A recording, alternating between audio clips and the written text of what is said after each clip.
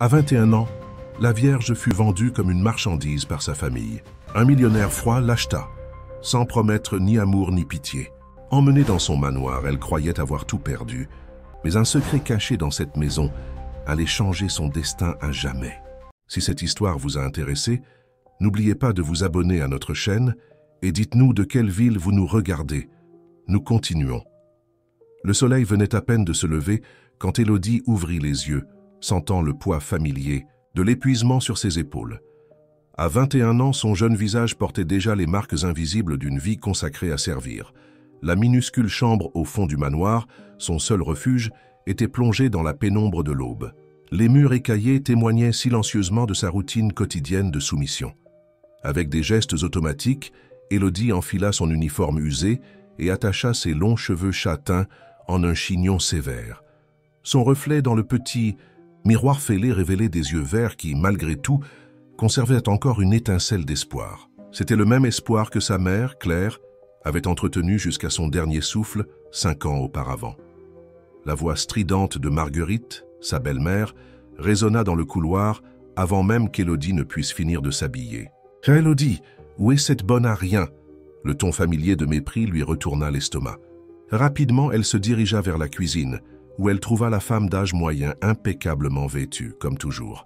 « Je suis là, madame », répondit Élodie, gardant les yeux baissés, comme elle l'avait appris au fil des années. « Le petit déjeuner de mes enfants est en retard. Et regardez-moi cette cuisine, je ne sais pas pourquoi je te garde encore ici. Ta mère, au moins, savait faire les choses correctement, » lança Marguerite, ses paroles aussi tranchantes que des rasoirs. Élodie encaissa le coup en silence, comme tant d'autres. Ses demi-frères et sœurs, Amélie et Richard, observaient la scène depuis la table du petit déjeuner, avec des sourires satisfaits. C'étaient des jumeaux de 17 ans, gâtés et cruels, qui avaient hérité de toute la méchanceté de leur mère. La journée se déroula comme tant d'autres. Élodie nettoyait, cuisinait, lavait, repassait. Ses mains délicates, qui autrefois glissaient sur les touches du piano du salon, maintenant couvert et interdit, étaient calleuses à force de travail constant. Chaque recoin de cette maison gardait des souvenirs d'une vie antérieure, lorsque son père était encore vivant et qu'elle était traitée comme une fille, pas comme une domestique. En fin d'après-midi, alors qu'elle rangeait le dressing d'Amélie, Élodie trouva une vieille photographie cachée entre les tiroirs. Dessus, son père souriait aux côtés de sa mère, tous deux jeunes et amoureux. Une larme solitaire coula sur son visage, tandis qu'elle glissait la photo dans la poche de son tablier, son petit trésor dérobé. Le dîner fut servi ponctuellement à 8 heures, comme l'exigeait Marguerite. Élodie resta dans la cuisine, mangeant les restes debout, observant par la fenêtre le jardin que sa mère aimait tant et qui était maintenant abandonné aux mauvaises herbes. Le son de voix élevée dans la salle à manger attira son attention. « Elle doit partir, maman. »« Ça reste tout. Je n'en peux plus de voir cette fille dans tous les coins de la maison, me rappelant cette femme. » La voix d'Amélie était particulièrement venimeuse ce soir-là. « Calme-toi, ma chérie. J'ai des projets pour elle, » répondit Marguerite, sur un ton qui fit frissonner Élodie. Cette nuit-là, allongée sur son lit étroit, Élodie se permit de rêver. Elle rêva du jour où elle pourrait partir, de la liberté à laquelle elle aspirait tant. Ses doigts caressèrent la photographie cachée sous l'oreiller et elle murmura une prière silencieuse, comme elle le faisait chaque soir depuis le départ de sa mère. Ce qu'Élodie ne savait pas, c'est que cette nuit serait sa dernière dans cette maison. Le destin s'apprêtait à tourner sa roue de façon inattendue, et le matin suivant apporterait des changements qu'elle n'aurait jamais pu imaginer. À l'horizon, une nouvelle vie se dessinait, pour le meilleur ou pour le pire. Seul le temps le dirait. Le matin arriva avec une atmosphère différente. Élodie le sentit dès qu'elle ouvrit les yeux. Le silence dans la maison était dense, presque palpable. Normalement, à cette heure, on aurait déjà entendu les cris de Marguerite et les exigences des jumeaux, mais ce jour-là, seul le silence régnait. Elle s'habilla rapidement et, en sortant de sa chambre, trouva Marguerite debout dans le couloir, un sourire inquiétant sur ses lèvres fines et peintes. « Prépare tes affaires », ordonna-t-elle sèchement. « Toutes tes affaires. » Élodie sentit son sang se glacer dans ses veines. « Mes affaires, madame ? Ne me fais pas répéter. Tu as 15 minutes. » Les mains tremblantes, Élodie rassembla ses quelques possessions. quelques vêtements usés, la photographie de ses parents, un petit livre de poésie que sa mère lui avait donné, son unique héritage. Tout tenait dans une vieille valise qu'elle trouva au fond de l'armoire. Quand elle revint dans le salon, son cœur faillit s'arrêter. Un homme grand vêtu d'un costume impeccable se tenait debout près de la fenêtre. Sa présence dominait la pièce bien qu'il restât parfaitement immobile. Élodie ne pouvait pas voir son visage, mais quelque chose dans sa posture la fit frissonner. « C'est elle », dit Marguerite, sa voix mielleuse contrastant avec sa rudesse habituelle. Comme convenu, l'homme se retourna lentement. Élodie estima qu'il avait environ 35 ans. Ses yeux, d'un bleu profond et glacial, l'examinèrent avec une froideur qui la fit se sentir exposée. Son visage, bien qu'indubitablement beau, semblait sculpté dans le marbre, dur, froid, inaccessible. Les documents, sa voix était grave et maîtrisée. Marguerite lui remit rapidement un dossier. Tout est là, le transfert de tutelle, les termes. Élodie sentit le monde tourner. Transfert de tutelle? Ses yeux allèrent de sa belle-mère à l'étranger, essayant de comprendre ce qui se passait. « Madame, je ne comprends pas. »« Tais-toi, coupa Marguerite. Tu appartiens maintenant à monsieur Gabriel Moreau. Il a payé un bon prix pour toi. » Les mots frappèrent Élodie comme une gifle. Vendue. Elle avait été vendue comme une simple marchandise. Ses jambes faiblirent, mais elle resta debout. Des années de résistance silencieuse lui donnant des forces. Gabriel Moreau, elle connaissait maintenant son nom, ne montra aucune réaction. Il examina méthodiquement les documents, comme s'il concluait juste une affaire ordinaire. Après quelques minutes, il rangea le dossier dans sa mallette en cuir et s'adressa enfin à Élodie. « Allons-y. » Ce n'était pas une demande, c'était un ordre. Élodie jeta un dernier regard autour d'elle, à la maison qui, malgré tout, avait été son foyer. Amélie et Richard observèrent la scène du haut de l'escalier, des sourires triomphants sur leurs jeunes visages. La voiture qui les attendait était noire et luxueuse. Le chauffeur, aussi silencieux que son patron, ouvrit la portière arrière. Élodie entra, sa petite valise étant son seul lien avec le passé. Gabriel s'assit à côté d'elle, maintenant une distance calculée. Tandis que la voiture glissait dans les rues de la ville, Élodie observait par la fenêtre sa vie antérieure disparaître. Des larmes silencieuses coulaient sur son visage, mais elle les sécha rapidement. Elle ne donnerait à personne le plaisir de la voir fléchir. L'homme à ses côtés restait silencieux, les yeux fixés sur un point distant. Élodie ne savait pas où elle allait, ni ce qui l'attendait. Son destin était entre les mains d'un étranger qui l'avait acheté comme on achète un objet dans un magasin. La seule certitude qu'elle avait était que sa vie, une fois de plus, avait complètement changé. La voiture franchit les énormes portails en fer forgé après près d'1 heure de voyage. Élodie observa stupéfaite la propriété qui se révélait devant ses yeux. Une allée bordée d'arbres centenaires menait à un manoir qui semblait sorti d'un conte de fées, si les contes de fées incluaient des manoirs modernistes de verre et d'acier. La construction était un chef-d'œuvre architectural, avec des murs de verre qui reflétèrent le ciel et des jardins méticuleusement entretenus qui s'étendaient à perte de vue. Une cascade artificielle descendait sur l'un des côtés de la maison, créant un rideau d'eau qui jouait avec la lumière du soleil. Gabriel fut le premier à descendre de voiture, sans même lui adresser un regard. Élodie hésita un moment avant de le suivre, serrant sa petite valise contre sa poitrine comme un bouclier. Le son de ses pas résonnait sur le sol en marbre, de l'entrée, la faisant se sentir encore plus petite dans cet environnement imposant. « Sophie !» La voix de Gabriel résonna dans la pièce. Une dame à l'apparence aimable, vêtue d'un uniforme élégant, apparut presque instantanément. « Oui, monsieur Moreau ? Voici Élodie. Montrez-lui ses appartements et expliquez-lui les règles de la maison. » Sans un mot de plus, il s'éloigna dans un couloir, laissant Élodie seule avec la gouvernante. Sophie sourit chaleureusement, le premier sourire sincère qu'Élodie recevait depuis des années.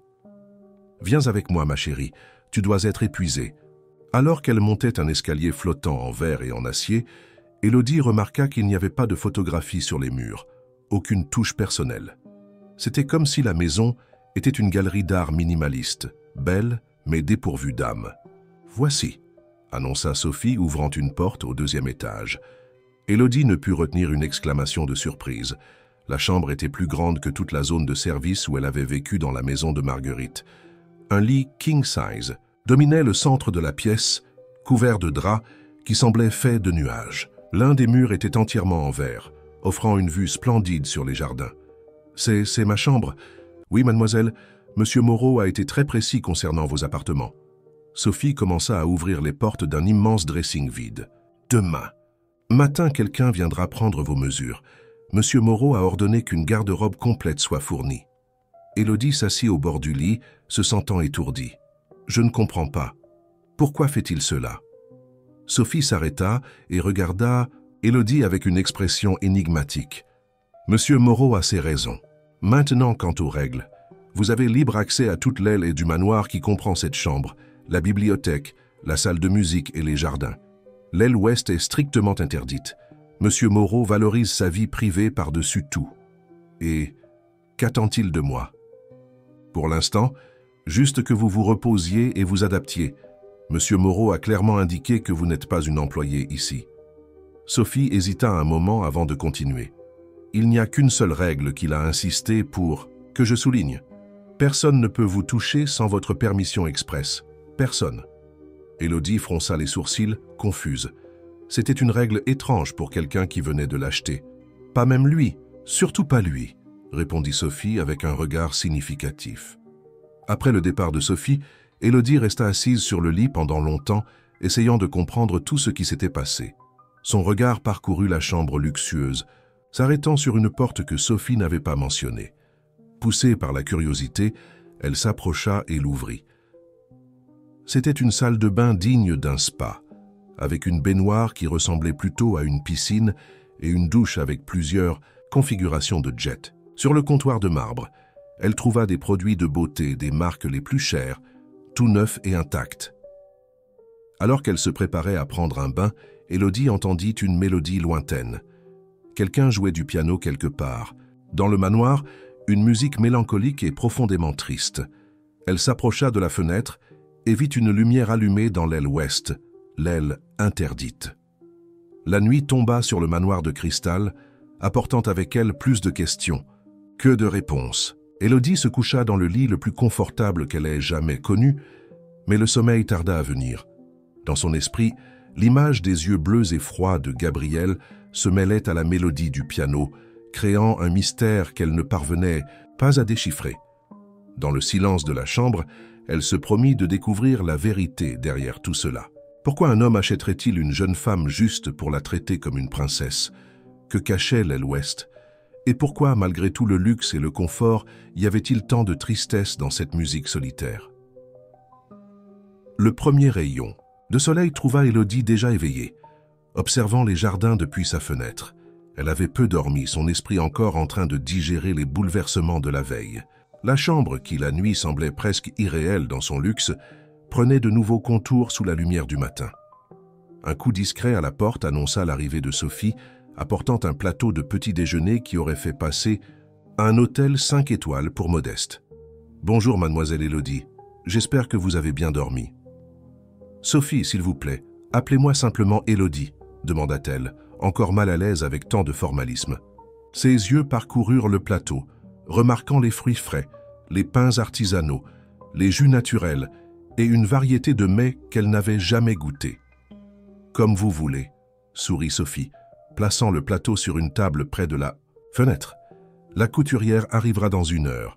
Ensuite, si vous le souhaitez, je pourrai vous montrer la bibliothèque et la salle de musique. » Élodie acquiesça, mais quelque chose dans son visage dut trahir ses pensées, car Sophie ajouta « Il n'est pas à la maison, si c'est ce qui vous préoccupe. Monsieur Moreau est parti tôt pour une réunion d'affaires. » Après le petit déjeuner et la séance avec la couturière, qui semblait déterminée à créer une garde-robe digne d'une reine, Élodie suivit Sophie dans les couloirs du manoir. La bibliothèque lui coupa le souffle. 2 murs entiers de livres, du sol au plafond, avec une échelle mobile pour atteindre les étagères les plus hautes. « Vous pouvez lire n'importe quel livre que vous désirez, » expliqua Sophie. Monsieur Moreau est un grand amateur de littérature. Mais ce fut la salle de musique qui fit s'arrêter le cœur d'Élodie un instant. Au centre de la pièce, un piano à queue Steinway & Sons brillait sous la lumière naturelle qui entrait par les fenêtres. Ses mains fourmillèrent du désir de toucher les touches. « Vous jouez ?» demanda Sophie, remarquant son regard. « Je jouais, » répondit Élodie, sa voix chargée de souvenirs. Ma mère m'a appris quand j'étais petite. Après son départ, Marguerite m'a interdit de m'approcher du piano. Sophie l'observa un moment avant de dire « Ce piano est ici pour être joué, Élodie. Monsieur Moreau ne garde pas d'instrument uniquement pour la décoration. » Avec hésitation, Élodie s'assit au piano. Ses mains tremblaient légèrement lorsqu'elle toucha la première note. La qualité du son était incomparable. Fermant les yeux, elle laissa ses doigts trouver les notes d'une vieille berceuse que sa mère avait l'habitude de jouer. La mélodie remplit la salle, chaque note chargée d'émotions contenues. C'était comme si 5 années de silence forcé se libéraient à travers la musique. Quand la dernière note se dissipa dans l'air, Élodie ouvrit les yeux et trouva Sophie essuyant discrètement une larme. C'était extraordinaire, dit une voix grave derrière elle. Élodie se leva d'un bond. Gabriel se tenait à la porte, son visage un masque indéchiffrable. Depuis combien de temps était-il là? Sophie se retira rapidement, les laissant seuls. « Excusez-moi, je n'aurais pas dû, » commença Élodie, mais Gabriel l'interrompit d'un geste. « Qui t'a appris à jouer ainsi ?»« Ma mère, » répondit-elle, rassemblant son courage pour le regarder. Claire était professeure de musique. Quelque chose passa dans les yeux de Gabriel, un éclair de reconnaissance, mais ce fut si rapide qu'Élodie pensa l'avoir imaginé. Il s'approcha du piano, maintenant une distance respectueuse. « Claire », murmura-t-il, comme si le nom avait une signification particulière. Puis, son visage reprit l'expression neutre habituelle. « Tu as libre accès à cette salle. Le piano est à toi pour l'utiliser quand tu veux. » Avant qu'Élodie ne puisse le remercier, il s'était déjà tourné pour partir. Mais il s'arrêta à la porte et, sans se retourner, ajouta « Ta mère t'a bien enseigné. » Élodie resta dans la salle de musique pendant des heures, explorant l'instrument, redécouvrant son amour pour la musique. Occasionnellement, elle se surprenait à penser à la réaction de Gabriel au nom de sa mère. Il y avait quelque chose là, une histoire non racontée, un mystère qui commençait à se dessiner. En fin d'après-midi, alors qu'elle pratiquait une sonate de Beethoven, elle remarqua un vieux dossier de partition sur une étagère. En l'ouvrant, son cœur faillit s'arrêter. C'étaient des compositions manuscrites, et elle reconnut immédiatement l'écriture. C'était celle de sa mère. Comment ces partitions étaient-elles arrivées là? Que cachait d'autre Gabriel Moreau dans son manoir de cristal? Les questions se multipliaient dans son esprit, mais une chose était certaine. Il y avait beaucoup plus dans cette histoire qu'il n'y paraissait, et elle était déterminée à découvrir la vérité. Dans les jours qui suivirent, Élodie établit une routine au manoir. Les matinées étaient consacrées au piano, les après-midi à la lecture dans la bibliothèque et les soirées. Les soirées étaient remplies par le son lointain du piano dans l'aile ouest, où Gabriel jouait ses mélodies mélancoliques. Une semaine après son arrivée, lors d'un après-midi particulièrement pluvieux, Élodie explorait les étagères, les plus hautes de la bibliothèque, quand un livre attira son attention. C'était un vieil album de coupures, caché entre des volumes de littérature classique. En l'ouvrant, son cœur s'accéléra.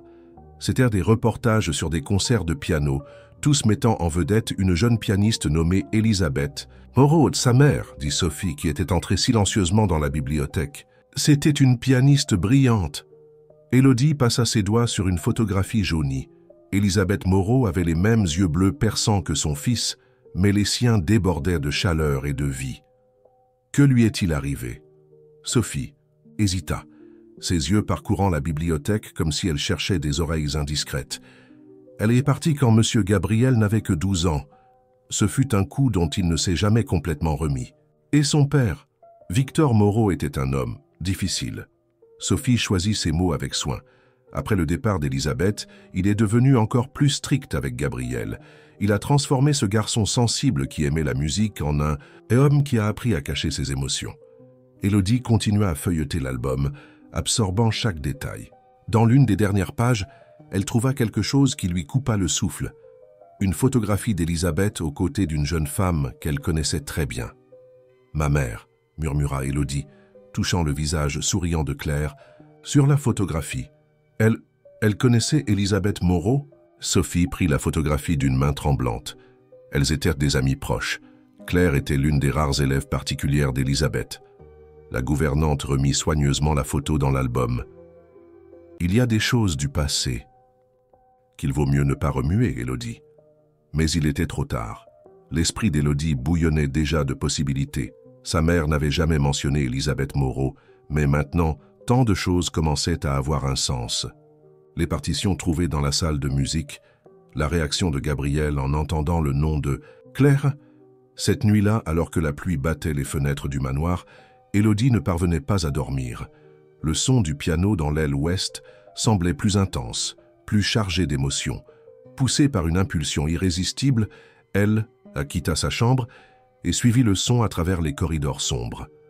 La porte de la salle de musique de l'aile ouest était entr'ouverte, une bande de lumière dorée s'échappant par la fente. Élodie savait qu'elle ne devrait pas être là, mais quelque chose de plus fort que sa raison la poussait en avant. À travers l'ouverture, elle vit Gabriel au piano, totalement absorbé par la musique. Il jouait une composition qu'elle connaissait bien. C'était l'une des préférées de sa mère, une pièce qu'Elisabeth Moreau avait composée. Ses doigts dansaient sur les touches avec une passion qui contrastait drastiquement avec sa froideur habituelle. Soudain, la musique s'arrêta. « Tu ne devrais pas être ici », dit Gabriel sans se retourner. Élodie se figea. « Je suis désolé, Cette « elle » est interdite. Sa voix était contrôlée, mais Élodie perçut une note de tension sous-jacente. « J'ai reconnu la musique », dit-elle, rassemblant son courage. Ma mère avait l'habitude de la jouer. Gabriel se retourna enfin, ses yeux rencontrant les siens, dans la pénombre. Pendant un moment, Élodie vit son masque d'indifférence vaciller. « Ta mère » commença-t-il, mais s'arrêta, comme si les mots le blessaient. « Elle connaissait votre mère, n'est-ce pas ?» Elles étaient amies. Élodie fit un pas en avant, entrant dans la salle. « Pourquoi m'avez-vous amené ici, monsieur Moreau ?»« Quelle ?» ?»« Et la véritable raison. » Le silence qui suivit fut lourd, chargé de secrets non dits. Gabriel se leva du piano, sa grande silhouette projetant une longue ombre sur le sol. « Retourne dans ta chambre, Élodie. Il y a des choses qu'il vaut mieux ne pas savoir. » Mais Élodie resta où elle était. « J'ai le droit de savoir, si cela implique ma mère. »« Que veux-tu savoir ?» l'interrompit-il, sa voix tranchante. « Que ta mère était la meilleure amie de la mienne, qu'elle partageait des rêves de liberté, que quand ma mère est partie, la seule personne qui est restée en contact avec elle était Claire. » Il s'approcha, ses yeux brillants dans la faible lumière. « Ou veux-tu savoir pourquoi, après le départ de ta mère, j'ai passé des années à te chercher ?» La révélation frappa Élodie comme un éclair. Ses jambes faiblirent et elle dut s'appuyer contre le mur. Gabriel fit un pas de plus vers elle, mais maintint la distance qu'il préservait toujours. « Vous saviez, tout ce temps, vous saviez qui j'étais.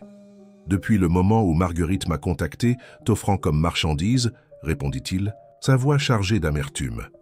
Elle n'avait aucune idée de qui j'étais, de ce que tu signifiais. » Élodie sentit le monde tourner. Chaque pièce du puzzle commençait à s'emboîter, mais il y avait encore tant à révéler. Pourquoi Gabriel la cherchait-il? Que savait-il d'autre sur sa mère? Et pourquoi, même maintenant, maintenait-il cette distance calculée, comme s'il craignait de s'approcher trop près? La révélation de Gabriel laissa Élodie en état de choc. Pendant des jours, elle erra dans les couloirs du manoir comme un fantôme, essayant de comprendre tout ce qu'elle avait découvert. Le piano resta silencieux, tant dans l'aile que dans l'aile ouest, comme si la musique avait été étouffée par le poids des secrets révélés. Sophie observait la situation avec une inquiétude évidente, mais se tenait discrètement, à distance. Ce fut seulement au matin du 3e jour qu'elle décida d'intervenir, trouvant Élodie assise dans le jardin, regardant fixement un parterre de roses blanches. C'était ses préférées, dit Sophie, s'asseyant à côté d'Élodie. Celle d'Elisabeth. Élodie se tourna vers la gouvernante, ses yeux remplis de questions non formulées. Sophie soupira, comme si elle décidait finalement qu'il était temps de partager ce qu'elle savait. « J'étais ici quand tout est arrivé, » commença-t-elle. « Elisabeth était une force de la nature, vous savez. Elle transformait tout en musique, joie, tristesse, amour, douleur. Victor ne supportait pas cela. Il voulait tout contrôler, même sa musique. Comme ma belle-mère, murmura Élodie. Oui, ces personnes existent partout. Elisabeth a résisté aussi longtemps qu'elle a pu, mais à la fin... Sophie fit une pause, cueillant une rose. À la fin, elle a choisi la liberté. Claire l'a aidée à partir. Et Gabriel, il n'avait que 12 ans. C'était un garçon doux, talentueux comme sa mère. Victor, eh bien, il a blâmé la musique. Il a interdit à Gabriel de jouer, à fermer le piano, à brûler les partitions, mais il n'a pas réussi à toutes les brûler. Élodie se souvint des partitions de sa mère dans la salle de musique, celles que j'ai trouvées. Élisabeth les a confiées à Claire avant de partir. Ta mère les a gardées toutes ces années, jusqu'à ce que... Sophie hésita. Jusqu'à ce qu'elle parte aussi, compléta Élodie, sentant un nœud dans sa gorge. Gabriel n'a jamais pardonné à son père d'avoir éloigné Élisabeth. Quand il a repris les affaires de la famille, la première chose qu'il a faite a été de chercher sa mère.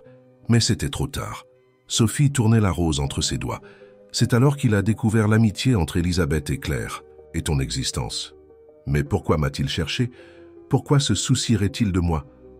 Sophie sourit doucement. Te souviens-tu de quelque chose qui s'est passé il y a environ 15 ans? Un jour au parc, peut-être? Élodie fronça les sourcils, essayant de fouiller dans ses souvenirs les plus anciens. Soudain, un souvenir surgit, nébuleux comme un rêve. Elle, à 6 ans, jouant dans le parc. Un garçon pleurant seul sur un banc. Elle s'était approchée, lui avait offert son mouchoir brodé de notes de musique. C'était lui, murmura Élodie, la réalisation la frappant comme une vague. Le garçon dans le parc, c'était Gabriel. Oui, confirma Sophie. C'était le jour où Élisabeth est partie. Gabriel s'était enfui au parc, dévasté.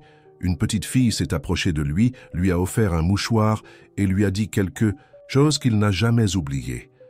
La musique n'abandonne jamais ceux qui l'aiment vraiment, récita Élodie, les mots revenant à sa mémoire comme par magie. Ma mère disait toujours cela. Gabriel a gardé ce mouchoir. Des années plus tard, quand il a découvert que la petite fille était la fille de Claire, il a juré qu'il te protégerait.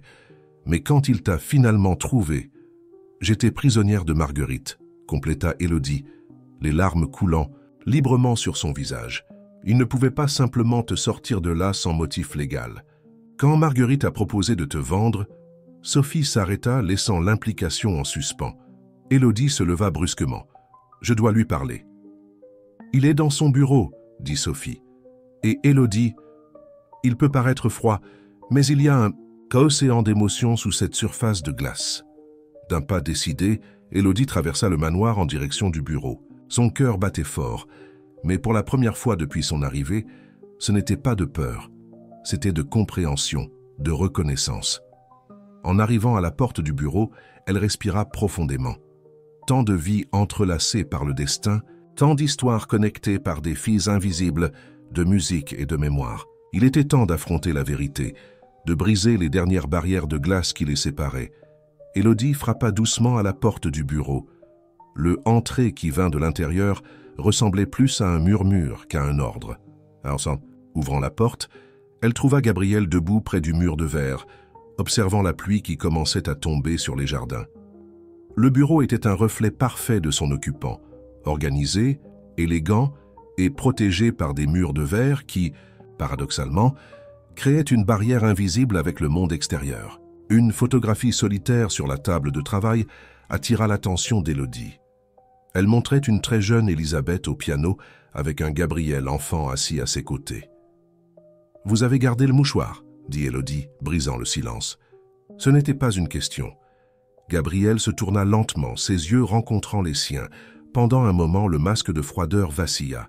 « Il est dans le premier tiroir du bureau, » répondit-il. « Je n'ai jamais eu le courage de l'ouvrir après avoir découvert qui tu étais. » Élodie s'approcha du bureau, ses mains tremblant légèrement en ouvrant le tiroir.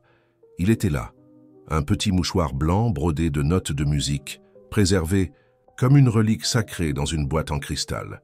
« Pourquoi ne m'avez-vous jamais dit ?» ça demanda-t-elle, touchant le verre de la boîte du bout des doigts. Que devais-je dire? La voix de Gabriel avait un ton qu'elle n'avait jamais entendu auparavant, vulnérable, presque brisé. Que j'ai passé des années à chercher la petite fille qui avait montré de la compassion pour un garçon détruit. Que quand je t'ai enfin trouvé, tu vivais le même type de prison qui a détruit ma mère. Élodie se tourna pour lui faire face. Vous auriez pu me sortir de là? Avant. Pas sans causer un scandale qui t'aurait fait plus de mal que de bien. Marguerite a des connexions puissantes, Élodie. Je devais le faire légalement, d'une manière qu'elle ne pourrait pas inverser. Alors vous avez attendu qu'elle m'offre? Comme marchandise. conclut Élodie, la réalisation la frappant comme un éclair. Vous saviez qu'elle finirait par le faire. Gabrielle acquiesça, la mâchoire tendue. Les gens comme elle finissent toujours par révéler leur vraie nature. Je devais simplement être prêt quand cela arriverait. Et les partitions de ma mère, comment sont-elles arrivées ici? Claire me les a envoyées, révéla-t-il, s'approchant du bureau. Peu avant de partir, avec une lettre. Il ouvrit un autre tiroir et en sortit une enveloppe. Johnny. Élodie prit la lettre d'une main tremblante. L'écriture de sa mère, si familière et douloureusement absente, couvrait plusieurs pages. Elle commença à lire en silence. « Cher Gabriel, si tu lis cette lettre, cela signifie que je n'ai pas réussi à protéger Élodie comme je l'aurais souhaité. Les partitions que j'envoie sont plus que de la musique. Elles sont l'histoire de deux femmes qui ont osé rêver de liberté. Ta mère et moi avons partagé plus que des mélodies. Nous avons partagé le même désir de voler. Elisabeth a obtenu ses ailes, mais j'ai fait un choix différent. Je suis resté pour Élodie, sachant que Marguerite montrerait ses griffes, éventuellement. Quand cela arrivera, j'ai besoin que tu protèges ma fille. Pas par obligation ou promesse, mais parce que toi, plus que quiconque, comprends ce que signifie être emprisonné dans une cage dorée. Les partitions contiennent plus que des notes musicales. Entre les pages, tu trouveras la vérité sur le passé, sur ton père, sur Marguerite. Utilise ces informations avec sagesse, Gabriel. Et rappelle-toi, la musique n'abandonne jamais ceux qui l'aiment vraiment. Élodie laissa les pages tomber sur le bureau, des larmes silencieuses coulant sur son visage. Gabriel resta immobile, respectant son moment de deuil et de découverte. « Quelle vérité est-ce que ma mère mentionne ?» demanda-t-elle finalement, essuyant ses larmes. Gabriel prit un dossier sur son bureau. « Marguerite n'est pas qui elle prétend être. Elle et mon père, ils ont conspiré ensemble. Le départ de nos mères n'était pas une coïncidence. Que voulez-vous dire? Ils ont tout planifié, Élodie. Victor Moreau et Marguerite étaient amants depuis des années. Ils ont élaboré un plan pour éloigner Elisabeth et prendre le contrôle de la fortune des Moreau. Ton père, il a découvert la vérité et c'est pourquoi... » Élodie sentit son sang se glacer dans ses veines. Toute sa vie avait été construite sur des mensonges et des trahisons. Son père, sa mère, Marguerite elle-même, toutes les pièces du puzzle commençaient à s'emboîter, formant une image bien plus sombre qu'elle n'aurait jamais imaginée. « Et maintenant » murmura-t-elle, se sentant simultanément plus forte et plus vulnérable que jamais. Gabriel s'approcha enfin, s'arrêtant à seulement un pas de distance. « Maintenant, dit-il, sa voix chargée de détermination, nous faisons justice. » La révélation sur Marguerite et Victor Moreau laissa Élodie abasourdie. Pendant des heures, elle et Gabriel restèrent dans le bureau, dévoilant chaque couche de l'intricate toile de mensonges qui avait façonné leur vie. Les partitions de Claire et Elisabeth, gardées avec tant de soin, contenaient plus que de la musique. Entre leurs pages se trouvaient des documents, des photos et des preuves qui incriminaient les véritables méchants de leur histoire. Marguerite n'a jamais été simplement ta belle-mère, expliqua Gabriel, étalant des documents sur la table. C'était une joueuse à long terme, manipulant chaque mouvement comme une maestro du chaos. Son mariage avec ton père n'était qu'une pièce de plus sur son échiquier. Élodie examina les papiers d'une main tremblante. Contrat, transfert, bancaire, lettres, tout un historique de conspiration et de trahison documenté en noir et blanc. Pourquoi ma mère a-t-elle gardé tout cela? Claire était plus intelligente qu'il ne l'imaginait, répondit Gabriel, une lueur d'admiration dans sa voix. Elle et ma mère ont découvert la vérité ensemble. Elisabeth a choisi de fuir, mais ta mère... Il hésita, choisissant ses mots avec soin. Claire a choisi de rester et de rassembler des preuves. Elle savait qu'un jour elles seraient nécessaires. Un tonnerre résonna au loin, comme si le ciel répondait à la gravité des révélations.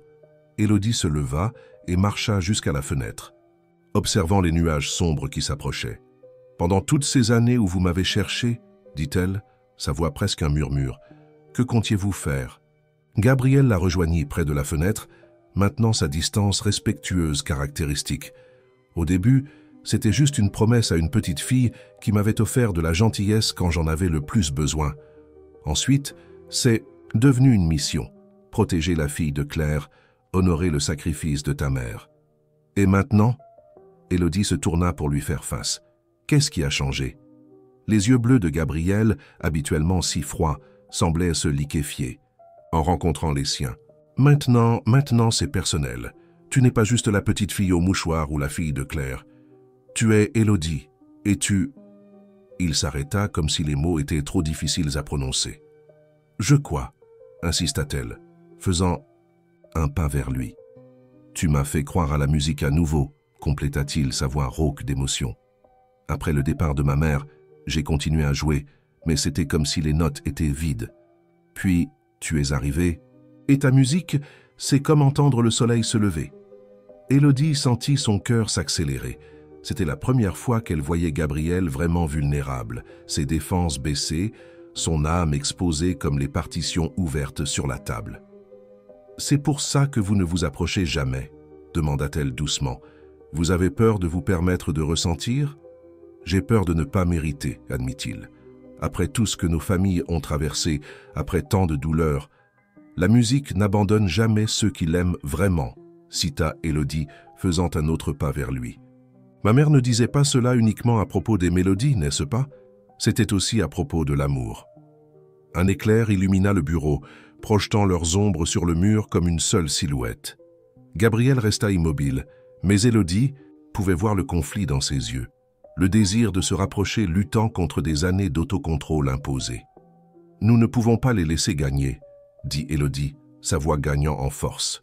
« Marguerite, votre père, ils ont essayé de détruire l'amour, la musique, tout ce qu'il y avait de beau dans nos vies.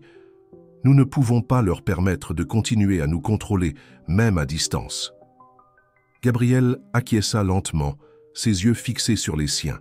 « Es-tu prête à les affronter? Marguerite ne renoncera pas facilement quand elle découvrira que nous connaissons la vérité. »« Je suis prête, » affirma Élodie avec conviction. Mais avant, elle s'approcha encore plus jusqu'à n'être qu'à un souffle de distance. Avant, nous devons briser le dernier mur de verre entre nous. Le tonnerre gronda à nouveau, plus proche maintenant, comme si la nature elle-même attendait avec impatience ce qui allait se passer ensuite. Dans le bureau éclairé par les éclairs, deux âmes marquées par le passé se rencontraient enfin dans le présent, prêtes à réécrire leur avenir, non plus comme victimes, mais comme protagonistes de leur propre histoire.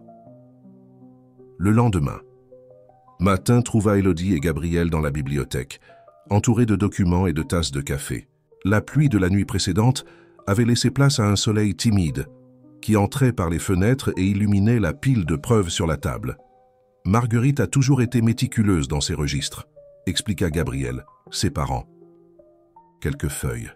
Chaque transfert, chaque accord avec mon père, elle a tout documenté, pensant que ces preuves la protégeraient. Elle n'a jamais imaginé qu'elle pourrait se retourner contre elle. Élodie examina les documents avec une attention renouvelée. Son esprit d'artiste, habitué à voir des modèles et des connexions, commençait à tracer des lignes invisibles entre les faits. Ils ont commencé tout cela bien avant ce que nous imaginions, n'est-ce pas? Leurs relations, leurs plans?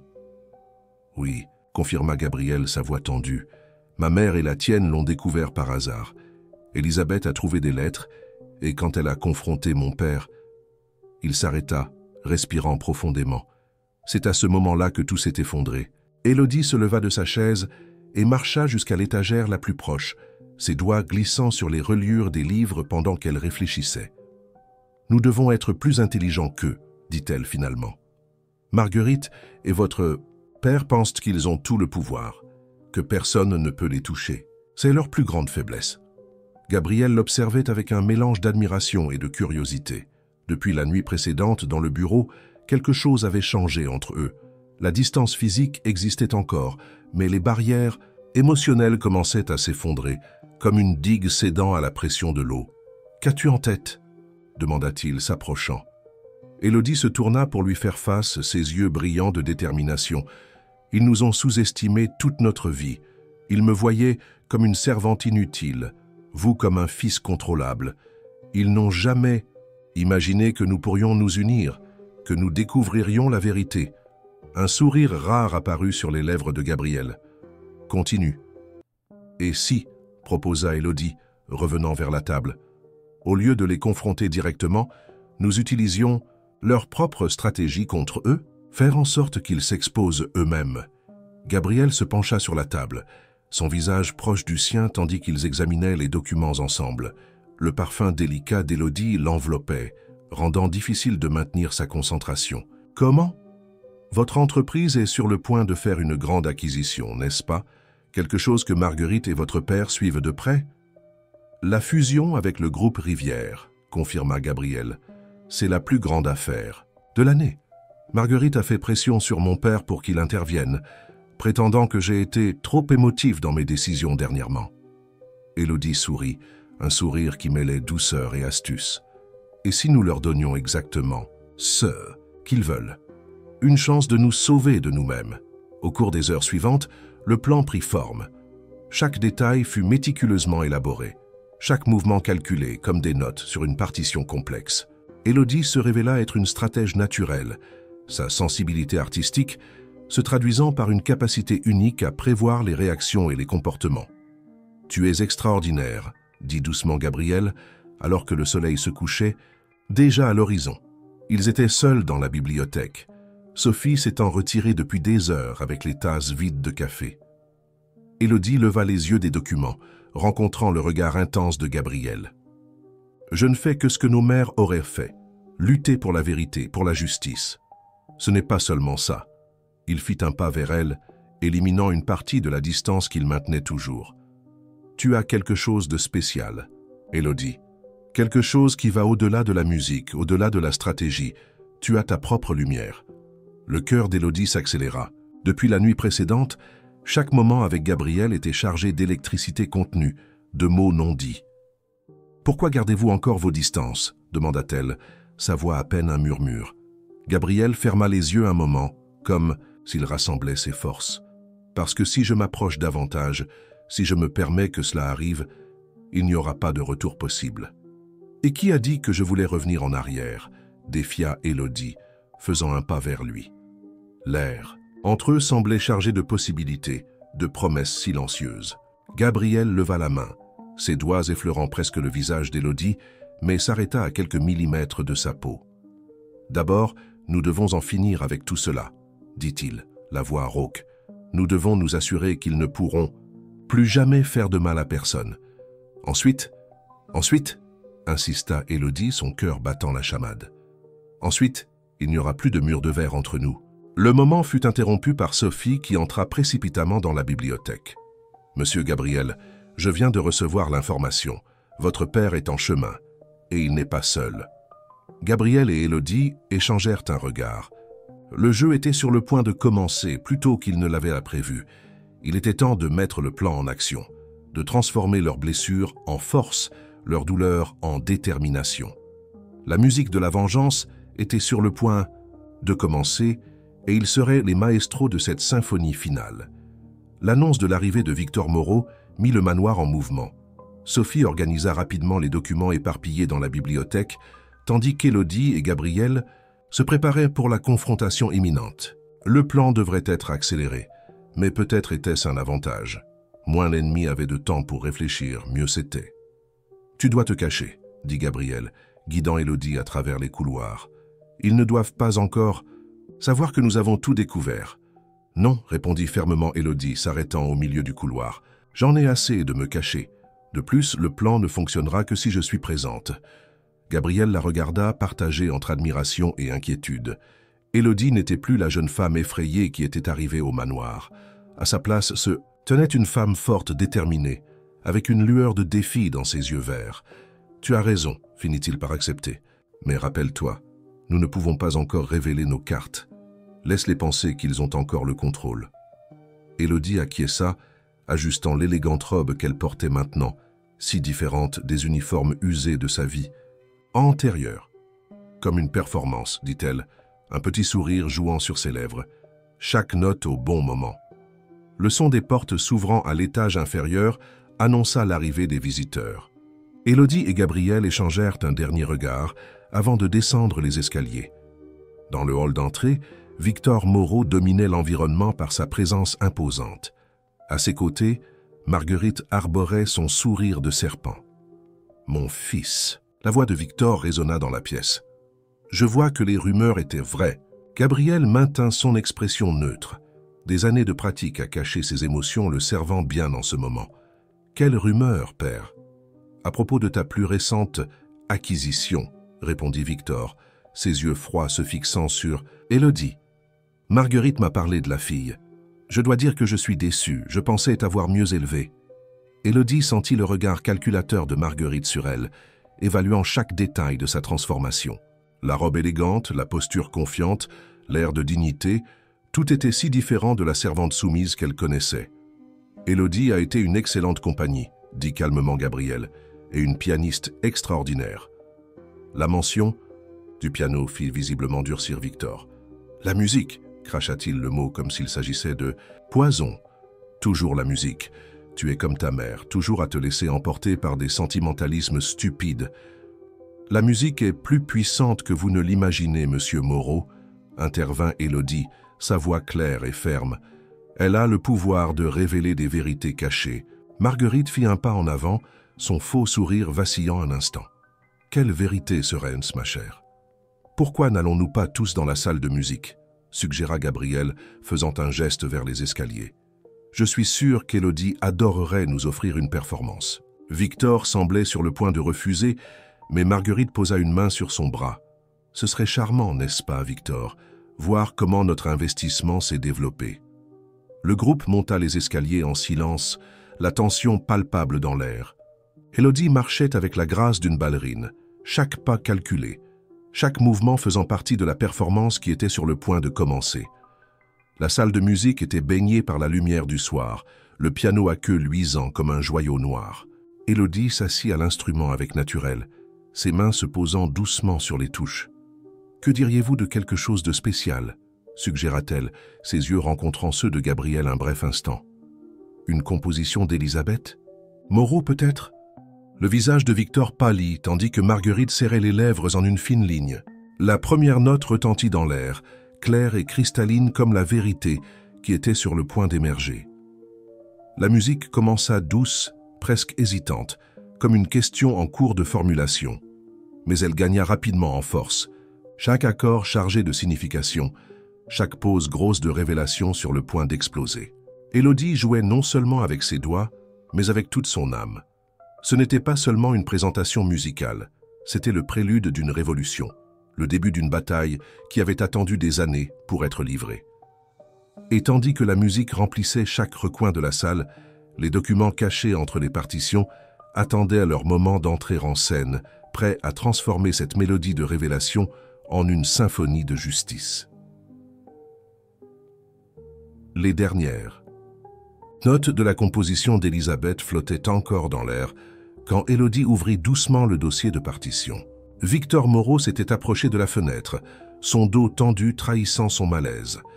Marguerite, quant à elle, maintenait un sourire artificiel, bien que ses yeux trahissent une inquiétude croissante. « Vous savez, monsieur Moreau, » commença. Élodie, sa voix aussi mélodieuse que les notes qu'elle venait de jouer, « votre épouse avait un don extraordinaire pour cacher des messages dans ses compositions. Chaque note, chaque pause, tout avait une signification spéciale. Je ne veux pas entendre parler d'Élisabeth, coupa brusquement Victor, toujours sans se retourner. Mais vous devriez, intervint Gabriel, se positionnant à côté du piano. Surtout si l'on considère que chaque partition qu'Élodie vient de jouer contient des preuves de votre conspiration avec Marguerite. Le silence qui suivit fut assourdissant. Marguerite fut la première à retrouver sa contenance, laissant échapper un rire forcé. Quelle absurdité est-ce là? Gabriel, mon cher, je crois que cette fille confond ton esprit. Je ne confonds rien, répondit Gabriel, sa voix froide comme la glace. En fait, je n'ai jamais été aussi lucide. Les transferts bancaires, les rencontres secrètes, les plans pour éloigner ma mère. Tout est documenté ici. Élodie commença à retirer les documents d'entre les partitions, les étalant sur le piano comme un éventail de cartes lors d'une partie de poker. Ma mère et Élisabeth étaient plus intelligentes que vous ne l'imaginiez. Elles ont tout découvert et ont conservé les preuves. Victor se retourna enfin, son visage un masque de fureur contenue. C'est ridicule. Tu n'as aucune idée de ce dont tu parles, petite. Vraiment? Défia Élodie, prenant l'une des feuilles. Que diriez-vous de cet email, daté de 3 mois avant le départ d'Élisabeth, où vous et Marguerite discutez de la façon de falsifier des documents pour remettre en question sa santé mentale, ou peut-être les registres des comptes offshore, où vous avez caché l'argent détourné des entreprises Moreau. Marguerite fit un pas en avant, sa façade d'élégance commençant à se fissurer. Tu n'es qu'une petite domestique ingrate, après tout ce que j'ai fait pour toi. Tout ce que vous avez fait pour moi? Élodie se leva du piano, des années de rancœur et de colère contrôlées dans sa voix. Vous avez transformé ma vie en enfer. Vous m'avez humiliée, traitée comme une esclave. Et savez-vous pourquoi? Parce que j'étais un rappel constant de ce que vous et Victor avez fait. Gabriel ouvrit son dossier et en sortit davantage de documents. Vous avez pensé à tout, n'est-ce pas? Vous avez même planifié comment vous débarrasser du père d'Élodie quand il a commencé à avoir des soupçons. La seule chose que vous n'aviez pas prévue, c'est que Claire conserverait toutes les preuves. Le visage de Victor avait perdu toute couleur. Ses yeux parcouraient d'un document à l'autre, reconnaissant sa propre écriture, ses signatures, ces mots qui maintenant le condamnaient. « Que voulez-vous » demanda-t-il finalement, sa voix rauque. « Justice » répondit simplement Gabriel. « Demain, il y aura une réunion du conseil pour discuter de la fusion avec le groupe Rivière. Tous les actionnaires seront présents. Ce sera le moment parfait pour que vous annonciez votre retrait et confessiez vos crimes. » Marguerite laissa échapper un rire hystérique. « Vous avez perdu la tête. Vous pensez vraiment pouvoir nous faire chanter. Ce n'est pas du chantage, » corrigea Élodie, prenant une autre feuille. « C'est de la justice poétique. De la même façon que vous avez utilisé des documents et des mensonges pour détruire des vies, nous utiliserons la vérité pour les restaurer. » Sophie choisit ce moment pour entrer dans la salle, portant un plateau avec du thé. Son timing était parfait, comme toujours. Derrière elle, 2 hommes en costume sombre attendèrent dans le couloir, les avocats que Gabriel avait discrètement convoqués. « Messieurs Dupont et Martin aimeraient discuter des termes de la confession », annonça calmement Sophie, comme si elle servait simplement le thé de l'après-midi. Victor chancela jusqu'à une chaise, semblant vieillir de plusieurs décennies en quelques minutes. Marguerite, quant à elle, restait droite, ses yeux calculateurs évaluant chaque option disponible. « Tu ne ferais pas ça à ton propre père, » dit-elle à Gabriel, tentant une dernière carte. « Pense au scandale, à la honte pour le nom Moreau, Gabriel. » S'approcha d'Élodie et, pour la première fois depuis qu'elle était arrivée au manoir, se permit de toucher doucement sa main. Le véritable héritage des Moreau ne réside pas dans le nom ou les entreprises. Il est dans la musique que vous avez essayé de faire taire, dans la vérité que vous avez tenté d'enterrer. Élodie entrelaça ses doigts avec ceux de Gabriel, sentant la force qui coulait entre eux.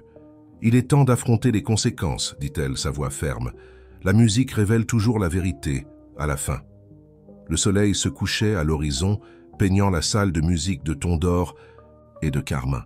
Le piano, témoin silencieux de tant de secrets, reflétait la lumière comme s'il célébrait lui aussi le moment où la vérité éclatait enfin au grand jour.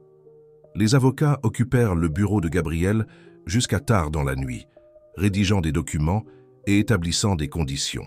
Victor Moreau, finalement confronté au poids de ses actions, signait page après page d'une main tremblante. Marguerite, isolée dans une pièce adjacente, alternait entre des menaces vides et des tentatives de négociation. Élodie observait tout depuis la bibliothèque, où elle s'était réfugiée avec une tasse de thé préparée par Sophie. L'arôme délicat de jasmin l'apaisait, tandis qu'elle assimilait les événements de la journée. Gabriel entra silencieusement, fermant la porte derrière lui. « Tout est en bonne voie, » dit-il, s'asseyant à côté d'elle sur le canapé. « Demain, lors de la réunion du conseil, mon père fera l'annonce officielle de son retrait. La confession concernant les détournements sera présentée aux autorités compétentes. Et Marguerite, elle n'a pas le choix. Les documents l'impliquent, autant que mon père. De plus, » Gabriel hésita, un petit sourire apparaissant sur ses lèvres. Apparemment, elle a d'autres crimes à répondre. La vente illégale d'une personne, par exemple. Élodie ne put contenir un rire ironique. Elle a creusé sa propre tombe en me vendant à vous. En réalité, Gabriel se rapprocha un peu plus. Elle nous a offert le plus grand des cadeaux, la chance de rendre justice, et de nous trouver l'un l'autre. Le cœur d'Élodie s'accéléra avec cette proximité. La tension entre eux, auparavant contenue par l'urgence des événements, revenait maintenant en force. Sophie m'a raconté davantage sur ce jour au parc, dit-elle doucement, sur la façon dont vous avez gardé le mouchoir toutes ces années. C'était la seule chose qui me faisait croire qu'il existait encore de la bonté dans le monde, confessa Gabriel. Après le départ de ma mère, je me suis complètement fermé. Mais ce petit geste de gentillesse, c'était comme une lumière dans l'obscurité. Élodie se tourna pour lui faire face complètement. Et maintenant, avec toute la vérité révélée, avec Marguerite et votre père confrontés aux conséquences, que se passe-t-il pour nous? Gabriel leva la main, et cette fois, il n'hésita pas à toucher le visage d'Élodie. Ses doigts étaient étonnamment doux contre sa peau. Maintenant, il n'y a plus de barrières entre nous, plus de secrets, plus de douleur. Plus de murs de verre, murmura-t-elle, rappelant la promesse faite quelques jours plus tôt. Non, répondit-il, sa voix rauque d'émotion, juste de la musique. Le baiser qui suivit fut comme une symphonie parfaitement exécutée, doux au début, gagnant en intensité, chaque mouvement parfaitement synchronisé. Les mains d'Élodie trouvèrent leur chemin jusqu'aux cheveux de Gabriel, tandis qu'il l'attirait plus près, comme s'il voulait compenser chaque moment de distance forcée.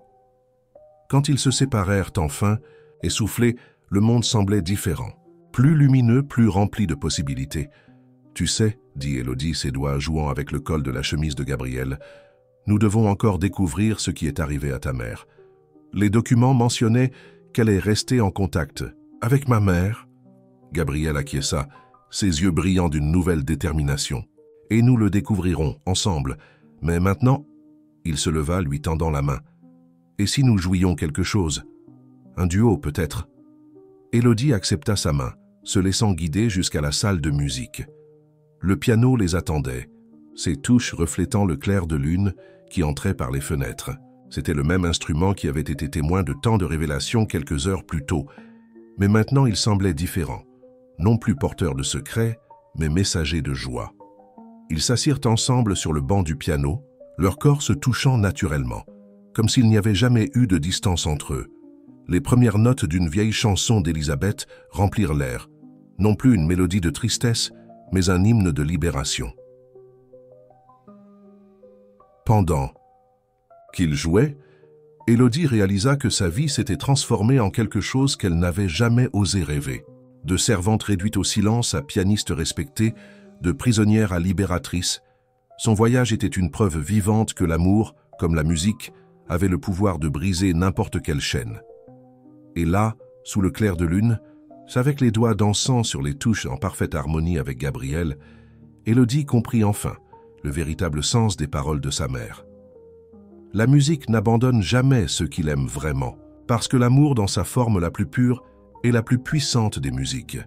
Le matin de la réunion du conseil se leva clair et lumineux, comme si la nature elle-même voulait témoigner du moment de transformation qui allait venir. Élodie ajusta le blazer bleu marine que Sophie avait préparé pour elle, observant son reflet dans le miroir. La jeune femme effrayée qui était arrivée au manoir quelques semaines plus tôt avait cédé la place à une femme confiante et déterminée. « Tu es prête ?» demanda Gabriel debout à la porte de la chambre. Il était particulièrement élégant dans son costume sombre, mais ce furent ses yeux qui captèrent l'attention d'Élodie.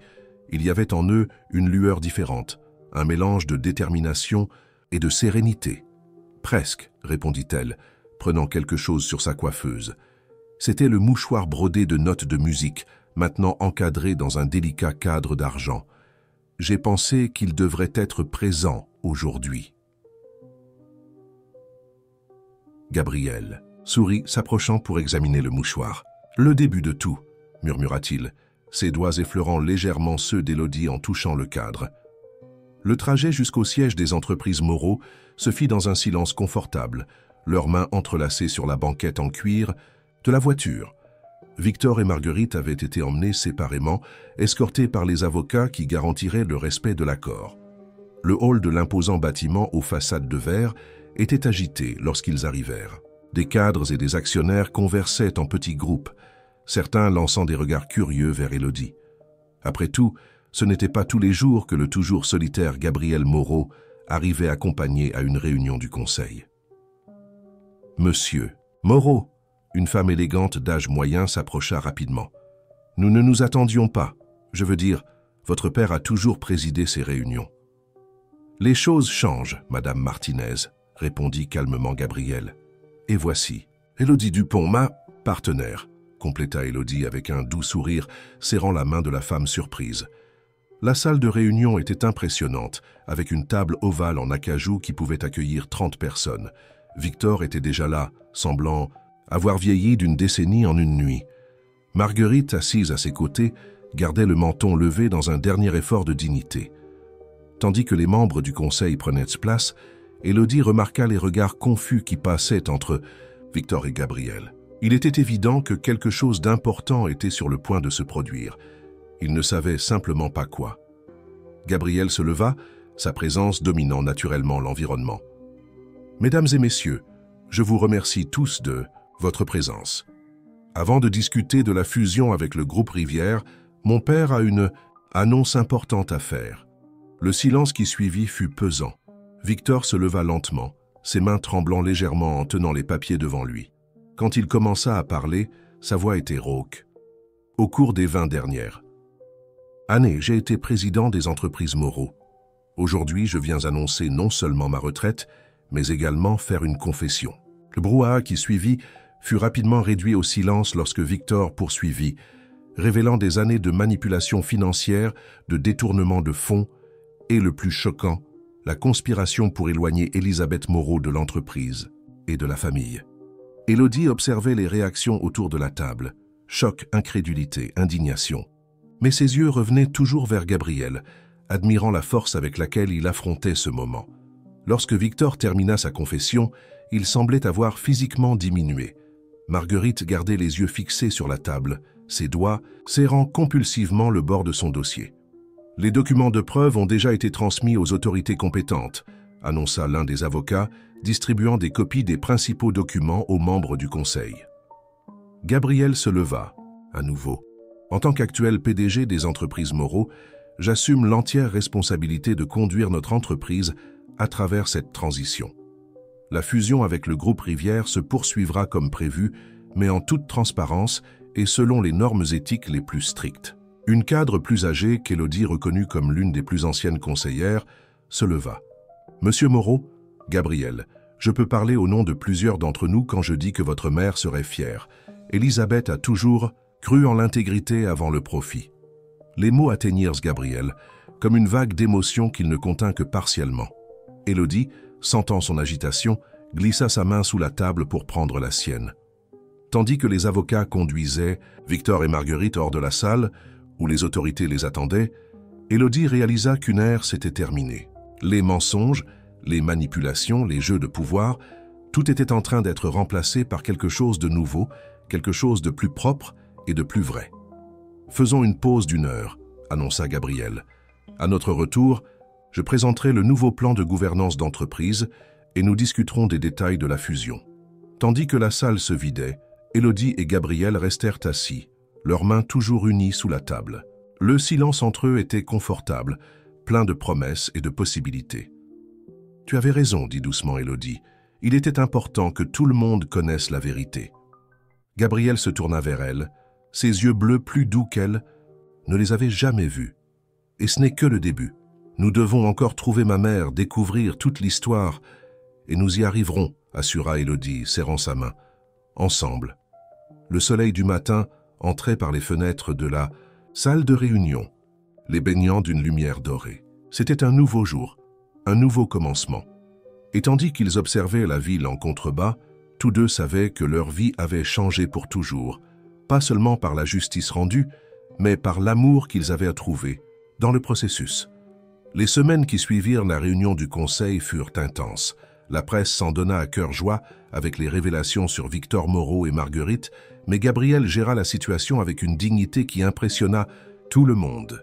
Les entreprises Moreau non seulement survécurent au scandale, mais en sortirent plus fortes, avec une nouvelle politique de transparence qui regagna la confiance du marché. Élodie, quant à elle, trouva sa propre voie. Avec l'encouragement de Gabriel, elle commença à donner des cours de piano à la fondation culturelle soutenue par l'entreprise. Ces matinées étaient remplies par la joie de partager la musique avec des enfants défavorisés, maintenant vivant l'héritage de sa mère. Par un après-midi particulièrement agréable, alors qu'elle organisait des partitions dans la salle de musique du manoir, Élodie trouva une enveloppe qu'elle n'avait pas remarquée auparavant, cachée dans un faux tiroir du piano. Son cœur s'accéléra en reconnaissant l'écriture d'Elisabeth Moreau. « Gabriel » appela-t-elle, sa voix tremblant, légèrement d'excitation. Il apparut presque instantanément, comme s'il avait senti l'importance du moment. « Que as-tu trouvé ?»« Une lettre de ta mère, » répondit Élodie, ouvrant soigneusement l'enveloppe jaunie. « Et il y a autre chose ici. Des coordonnées ?» Gabriel s'assit à côté d'elle sur le banc du piano, ses yeux fixés sur le papier qu'Élodie tenait. La lettre était datée d'il y a seulement 3 ans. « Mon cher fils, si tu lis cette lettre, cela signifie que tu as enfin découvert la vérité.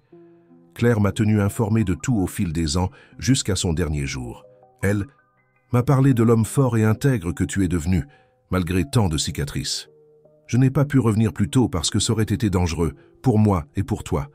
Ton père et Marguerite avaient beaucoup de pouvoir, et je devais protéger quelque chose de précieux, la vérité. Tous les documents qui prouvaient leurs crimes étaient avec moi, et Claire était mon seul lien sûr avec le passé. Maintenant que tu as trouvé cette lettre, cela signifie que tu es prêt. Les coordonnées ci-jointes te mèneront à un endroit spécial, un petit village sur la côte italienne, où j'ai trouvé la paix, et, plus important, où j'ai gardé toutes les preuves qui manquaient pour compléter le puzzle. Mais Gabriel, mon fils, souviens-toi, la musique n'a jamais été seulement une question de notes et de partitions. Il s'agissait de liberté, d'amour, de courage d'être qui nous sommes vraiment. Je vois que tu as enfin compris cela grâce à une jeune femme spéciale qui, comme toi, porte la musique dans l'âme. Avec tout mon amour, Elisabeth. Gabriel se leva brusquement, marchant jusqu'à la fenêtre. Élodie pouvait voir la tempête d'émotion sur son visage reflétée dans la vitre.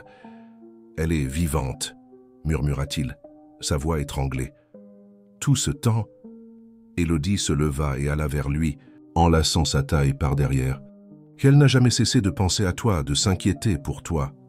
Gabriel se retourna dans ses bras, ses yeux bleus brillant de larmes contenues. « Nous allons la trouver, » dit-il, sa voix ferme malgré l'émotion. « Tu viendras avec moi ?»« Comme si je pouvais rester en arrière », sourit Élodie, se hissant sur la pointe des pieds pour l'embrasser doucement.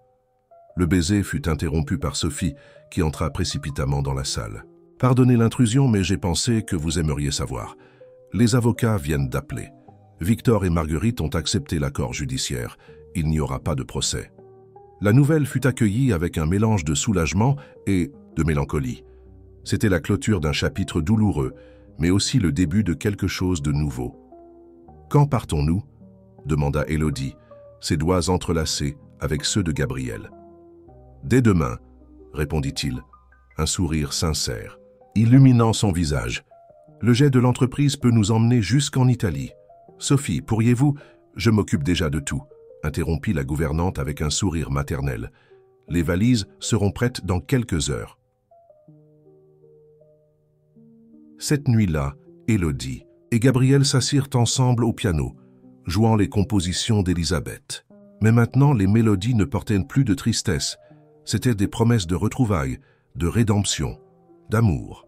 « Tu sais, » dit Élodie, posant sa tête sur l'épaule de Gabriel, tandis que leurs doigts dansaient sur les touches, « Je pense que nos mères ont toujours su que ce jour viendrait, que nous nous trouverions l'un l'autre, que nous ferions justice, et que nous trouverions notre propre chemin vers la liberté, » compléta Gabriel, se tournant pour embrasser son front.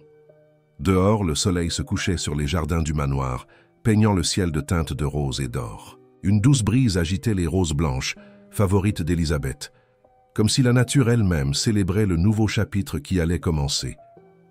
La musique qu'il jouait coulait à travers le manoir, non plus comme un écho de tristesse, mais comme une promesse d'avenir. Un avenir où il n'y aurait plus de secrets, plus de douleur, plus de distance, seulement de la musique, de l'amour et la liberté pour laquelle leur mère s'était tant battue. Le petit village italien. Le port d'Azur semblait tout droit sorti d'une carte postale. Des maisons colorées s'accrochaient aux pentes verdoyantes, qui descendaient jusqu'à la mer Méditerranée, tandis que le soleil de l'après-midi baignait tout d'un éclat doré. Élodie et Gabriel arrivèrent après un long voyage, leur cœur battant d'un mélange d'anxiété et d'attente. Les coordonnées indiquent une villa au sommet de cette colline, dit Gabriel, consultant son téléphone tandis que la voiture de location serpentait sur les routes étroites du village. Élodie observait le paysage avec admiration, imaginant Elisabeth choisissant cet endroit comme son refuge. C'était parfait, suffisamment isolé pour garantir l'intimité, mais d'une beauté qui inspirerait n'importe quel artiste. « Ta mère a bon goût », commenta-t-elle, serrant doucement la main de Gabriel qui reposait sur le levier de vitesse. « Je peux parfaitement imaginer quelqu'un composer ici, inspiré par cette vue. » La voiture s'arrêta devant un portail en fer forgé, partiellement couvert de bougainvillées en fleurs. Une plaque discrète annonçait « Villa Melodia » en lettres élégantes. « Villa Melodia », murmura Gabriel, un sourire apparaissant sur ses lèvres. Bien sûr qu'elle choisirait ce nom. Avant même qu'il puisse sonner, le portail commença à s'ouvrir automatiquement. Une femme se tenait au début du chemin de pierre qui menait à la maison. Grande, élégante, avec des cheveux gris attachés en un chignon sans prétention. Ses yeux, du même bleu intense que Gabriel, brillaient de larmes contenues. « Mon fils », dit Elisabeth. Moreau, sa voix tremblant légèrement. Gabriel resta paralysé un moment, comme s'il n'arrivait pas à croire que ce moment était réel. Élodie le poussa doucement vers l'avant, et ce fut tout ce dont il eut besoin. En quelques pas, mère et fille s'étaient enfin réunis, 20 ans d'absence se dissolvant dans une étreinte serrée. Élodie observait la scène, les larmes aux yeux, son cœur débordant d'émotion. Elisabeth s'écarta finalement un peu de Gabriel, bien qu'elle gardât les mains sur son visage, comme si elle voulait mémoriser chaque détail. « Tu es devenu un si bel homme, » dit-elle doucement. « Si semblable à ce que j'ai toujours su que tu deviendrais. » Ses yeux se tournèrent alors vers Élodie. « Et tu dois être la fille de Claire. Tu as ses yeux. Et sa force. » Élodie s'approcha, immédiatement enveloppée dans une étreinte chaleureuse. « Ta mère serait si fière de toi, » murmura Elisabeth. « Elle a toujours su que toi et Gabriel vous trouveriez un jour. » La villa était encore plus impressionnante à l'intérieur. Le hall d'entrée menait à une vaste salle où un piano à queue Bösendorfer occupait une place de choix. Les murs étaient recouverts de photographies. Elisabeth lors de divers concerts, Claire souriant dans des moments heureux, Gabriel enfant au piano. « Je n'ai jamais cessé de suivre ta vie, » expliqua Elisabeth, les guidant à travers la maison. « Claire était mes yeux et mes oreilles. Elle me racontait tes progrès dans l'entreprise. Comment tu gardais la musique vivante même en secret. »« Pourquoi n'es-tu pas revenu plus tôt ?» demanda Gabriel, sa voix douce mais chargée d'émotion, contenue. Elisabeth les conduisit à un bureau au 2e étage. Tout un mur était couvert de coupures de journaux, documents, photographies, une chronologie méticuleusement organisée des crimes de Victor et Marguerite. « Parce que je devais être sûre d'avoir suffisamment de preuves, » répondit-elle, ouvrant un coffre-fort caché derrière un tableau. « Je ne pouvais pas risquer de revenir sans avoir de quoi te protéger. Victor était trop puissant, avait trop de connexions. Si j'étais revenu sans être préparé, il aurait détruit toute chance de justice. Et maintenant, nous n'avons plus besoin de ces preuves, » dit doucement Élodie. « Ils ont tout avoué. » Elisabeth sourit, un sourire qui illumina tout son visage. « Grâce à vous deux. Claire disait toujours que tu avais un don spécial, Élodie. Pas seulement pour la musique, mais pour toucher l'âme des gens. » L'après-midi se transforma en soirée tandis qu'ils conversaient, partageant des histoires, comblant les vides de 20 ans de séparation. Elisabeth les emmena sur une terrasse avec vue sur la mer, où une table avait été dressée pour le dîner. « Toutes ces années, » dit-elle, servant du vin dans des verres en cristal. « J'ai maintenu la musique vivante ici. J'ai donné des cours, composé, réalisé de petits concerts. La musique était mon lien avec toi, Gabriel, même à distance. Et maintenant, » demanda-t-il, tenant la main de sa mère sur la table, « tu vas revenir avec nous ?»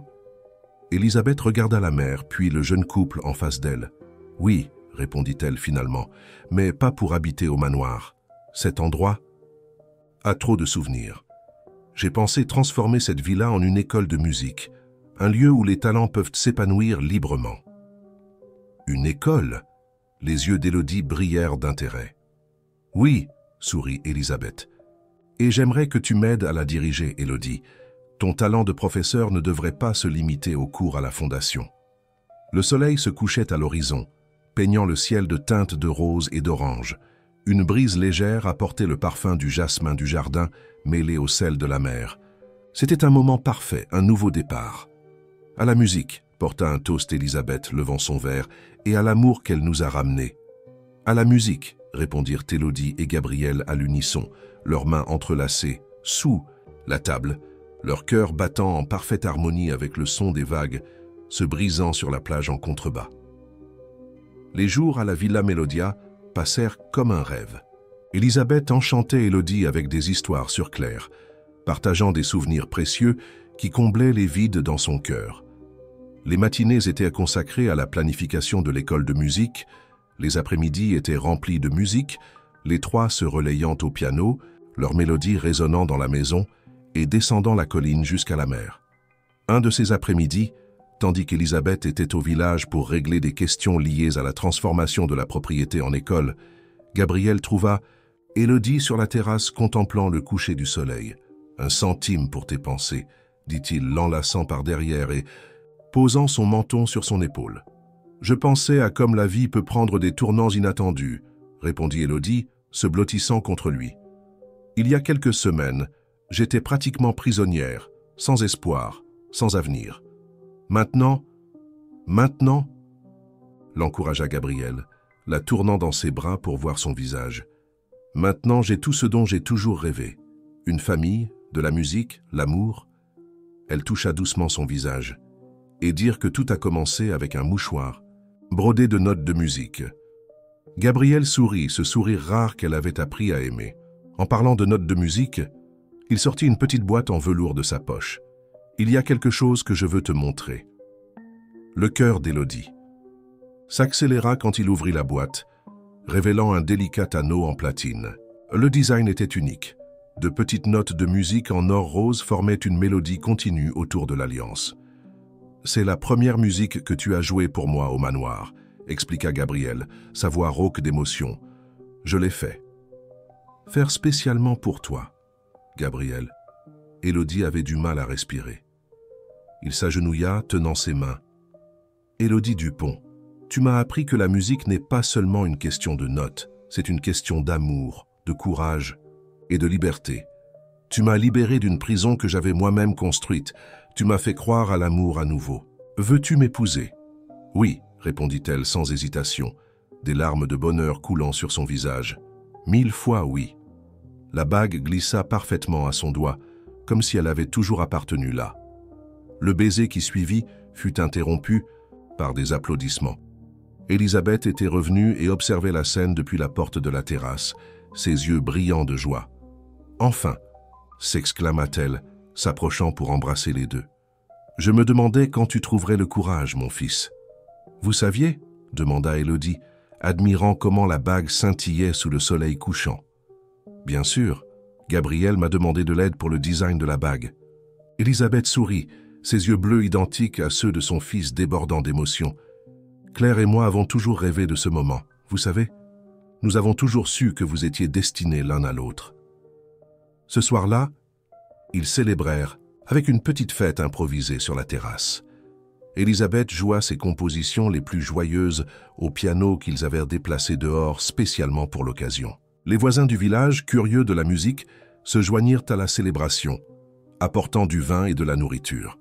Sous les étoiles du ciel italien, entourés de musique et d'amour, Élodie et Gabriel dansaient lentement. La mer murmurait sa propre mélodie en contrebas, une chanson d'amour éternel comme les vagues. « Sais-tu ce que j'aime le plus chez toi ?» murmura Gabriel à son oreille, tandis qu'il dansait. « Quoi ?»« La façon dont tu as transformé notre histoire de douleur en une symphonie d'amour. » Élodie sourit, posant la tête sur sa poitrine. « Nous l'avons fait ensemble, comme un duo parfait. » Élisabeth observait le couple avec des larmes dans les yeux, son cœur débordant de gratitude. Enfin, après tant d'années de séparation et de souffrance, la musique avait accompli son plus grand dessein. Unir les cœurs, guérir les blessures, créer de l'amour. La Villa Melodia allait connaître un nouveau chapitre dans son histoire. Ce ne serait pas seulement une école de musique, mais un symbole de renaissance, de seconde chance, d'amour qui surmonte toutes les barrières. Là où la mer rencontre le ciel et où la musique danse avec le vent, Élodie et Gabriel construiraient leur avenir ensemble. Et ainsi, sous le ciel étoilé de la côte italienne, une nouvelle mélodie commençait. Non plus une chanson de tristesse ou de solitude, mais une symphonie d'amour, d'espoir et de bonheur. Car, comme le disait toujours leur mère, la musique n'abandonne jamais ceux qui l'aiment vraiment.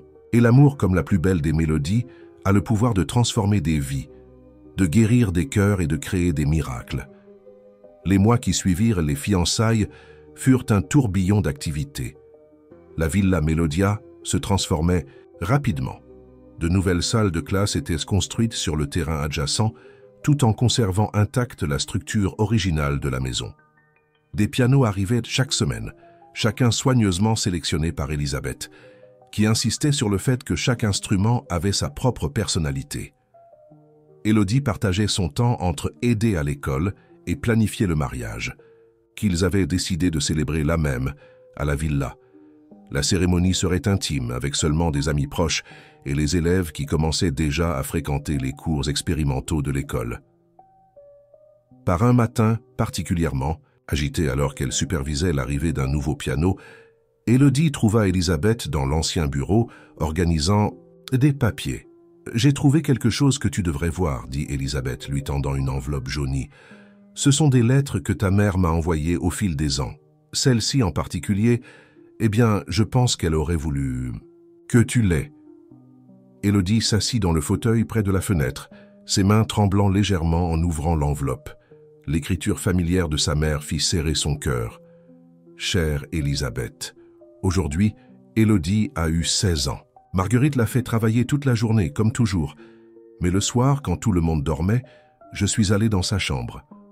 Je l'ai trouvée en train de jouer silencieusement du piano sur la commode, ses doigts dansant dans l'air, comme si les touches étaient là. Mon cœur s'est brisé et s'est rempli d'espoir en même temps. Elle nous ressemble tant à toutes les deux, Elisabeth. Elle a ta force, ma persévérance, et une lumière propre que même l'obscurité de cette maison ne parvient pas à éteindre. Hier, je l'ai surprise en train de regarder une vieille photo de Gabriel dans le journal, un article sur les jeunes entrepreneurs prometteurs. Ses yeux ont brillé d'une manière spéciale, et pendant un moment, j'ai vu l'avenir dont nous avons toujours rêvé pour eux. Continue à garder Gabriel en sécurité. Un jour, quand le moment sera venu, nos enfants se rencontreront. Et quand cela se produira, la musique que nous gardons dans nos cœurs pourra enfin être jouée dans toute sa plénitude. Avec amour, Claire. Élodie essuya les larmes qui coulaient librement sur son visage.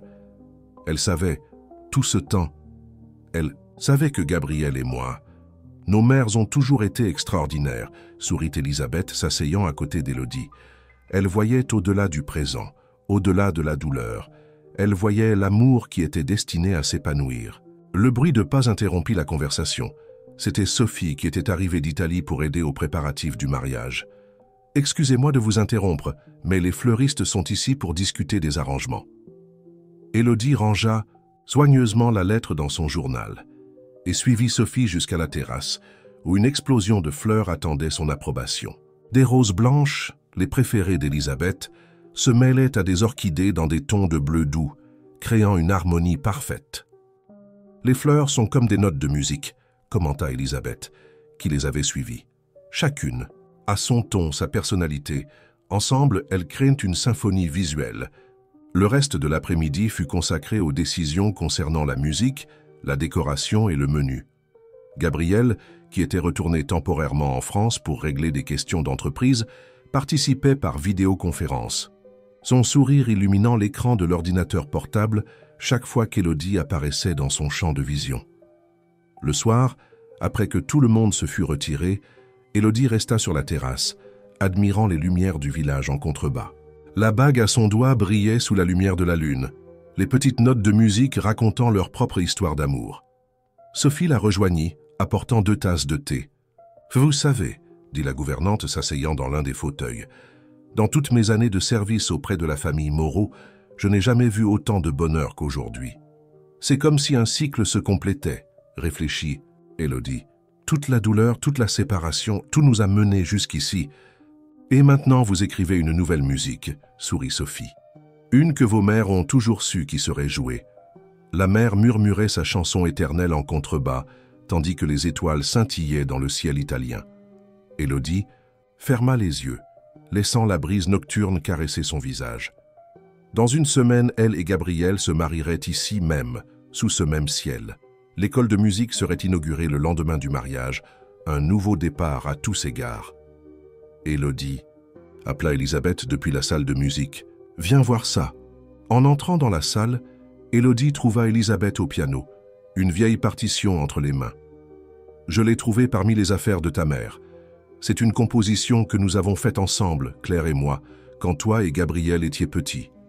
Elle n'a jamais été jouée en public. » Les premières notes remplirent l'air, une mélodie douce et complexe, entrelaçant des thèmes qui représentaient les deux familles, les deux histoires qui s'unissaient maintenant. C'était comme si Claire et Elisabeth avaient composé la bande sonore du destin de leurs enfants, bien avant de savoir qu'il se réaliserait.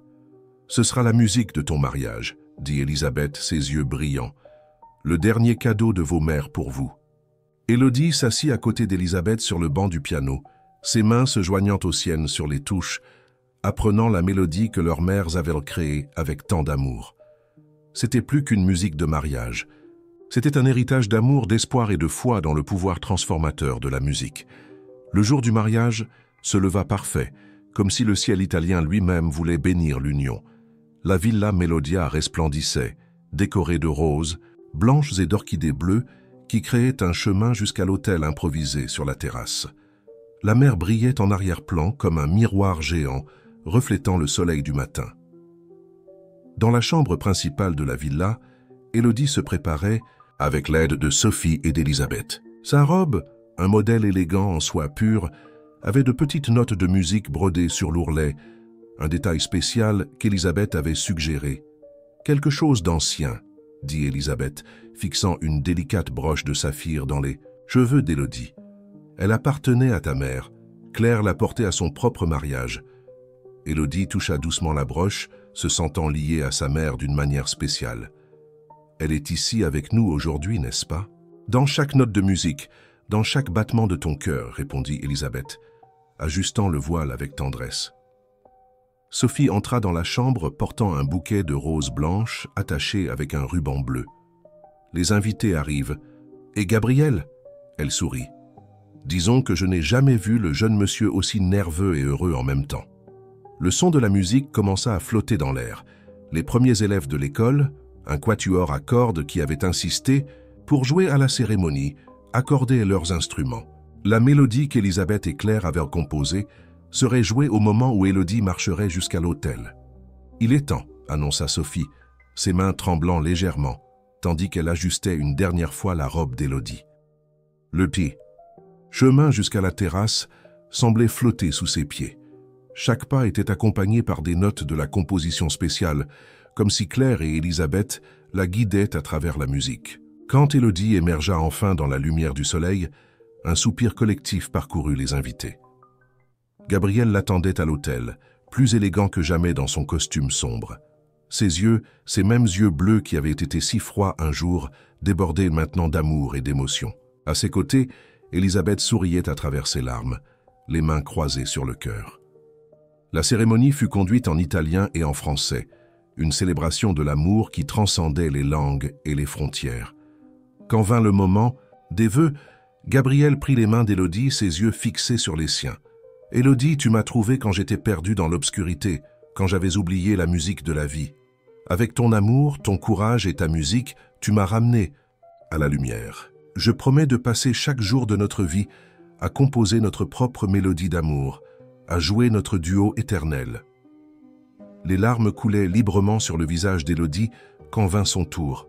« Gabriel, tu m'as libéré non seulement d'une prison physique, mais de la prison de la peur et de la solitude.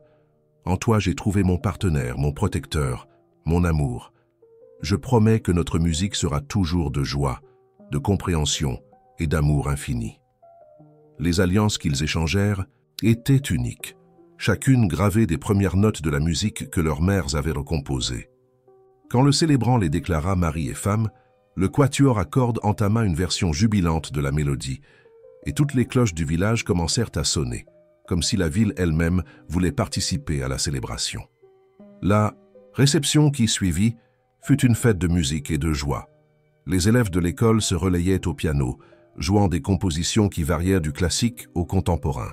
Élisabeth présenta une nouvelle composition créée spécialement pour l'occasion, une pièce qui célébrait l'amour et la Renaissance. Au milieu de la fête, Gabriel conduisit Élodie jusqu'au piano. « J'ai une surprise pour toi, dit-il, s'asseyant à l'instrument. Ses doigts commencèrent à danser sur les touches, jouant une mélodie qu'Élodie n'avait jamais entendue auparavant. « C'est magnifique, murmura-t-elle, s'asseyant à ses côtés. « Tu as composé. »« Pour toi, sourit-il, ma première composition en 20 ans. Je l'ai appelée Renaissance en sol majeur. » Élodie se joignit à lui au piano, ses doigts trouvant naturellement les notes complémentaires, transformant le solo en un duo spontané et parfait. Les invités s'arrêtèrent pour regarder, enchantés par cette démonstration d'amour et de musique dans sa forme la plus pure. À la tombée de la nuit, des lanternes furent allumées dans le jardin, créant une ambiance magique. La mer reflétait les lumières comme des milliers d'étoiles dansantes. Élodie et Gabriel dansaient lentement, perdus dans leur propre monde d'amour et de musique. « Regarde » murmura Gabriel, indiquant un point dans le ciel. Une étoile filante traça la nuit, laissant une traînée brillante. « Fais un vœu, sourit Élodie. « Je n'en ai pas. »« Besoin, » répondit-il, l'embrassant doucement.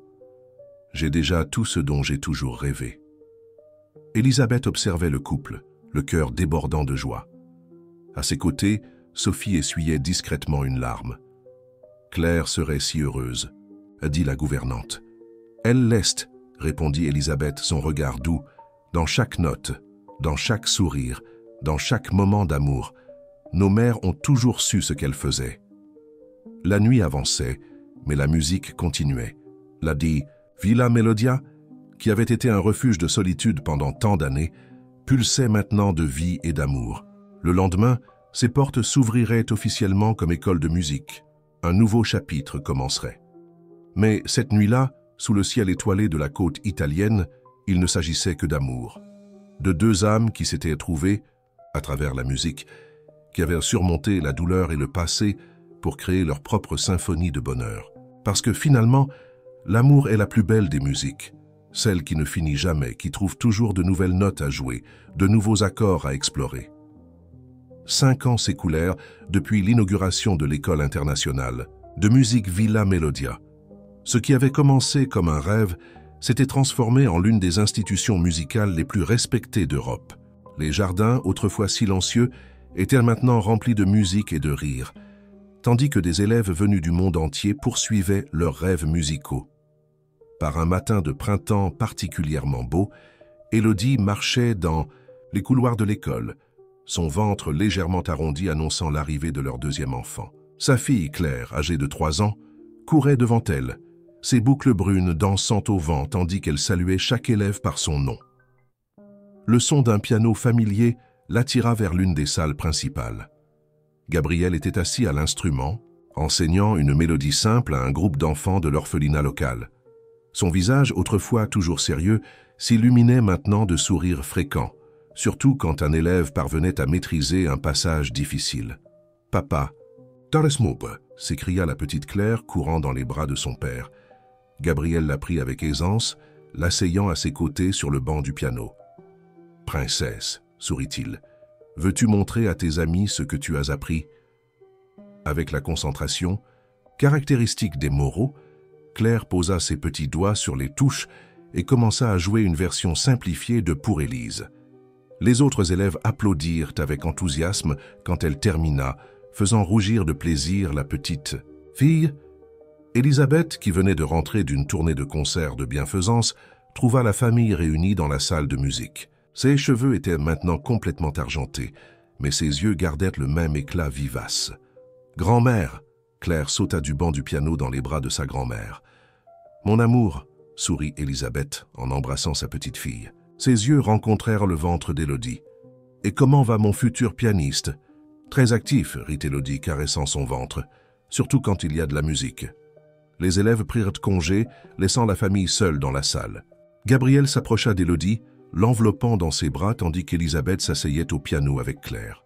« Parfois, cela me semble encore un rêve, » murmura Élodie, observant sa fille essayer d'accompagner sa grand-mère sur une mélodie. Simple, Tout ce bonheur, ce n'est pas un rêve, répondit Gabriel, embrassant doucement sa tempe. C'est la vie que nos mères ont toujours su que nous aurions. Sophie entra dans la salle, portant un plateau avec du thé et des biscuits. Même après tant d'années, elle continuait à prendre soin de tout le monde avec la même tendresse maternelle. « Les nouveaux formulaires de bourse d'études sont arrivés, annonça-t-elle. Et il y a une petite fille, vous devez l'entendre jouer.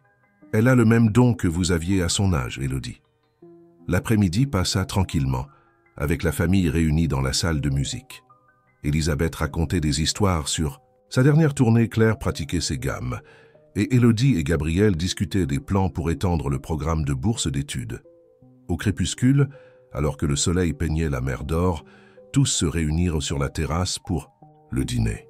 C'était une tradition qu'ils maintenaient depuis le mariage. Des dîners en plein air avec de la musique et des conversations, célébrant la famille qu'ils avaient construite. « Maman !» appela Claire, ses yeux verts, identiques à ceux d'Élodie, brillants de curiosité. « Raconte encore l'histoire du mouchoir avec les notes de musique ?» Élodie sourit, échangeant un regard complice avec Gabriel. C'était l'histoire préférée de la petite fille, le conte de comment ses parents s'étaient rencontrés, de comment l'amour et la musique avaient transformé des vies.